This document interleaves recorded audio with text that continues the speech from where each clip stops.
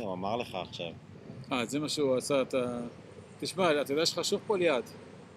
אתה משקפי שמש. אני לא עם משקפי שמש.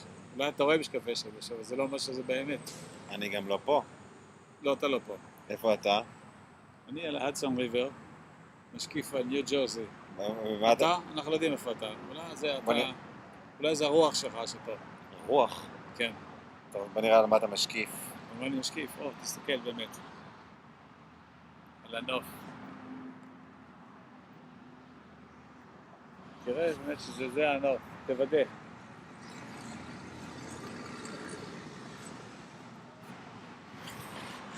תאר לך אם בסרט הזה אנחנו בטעות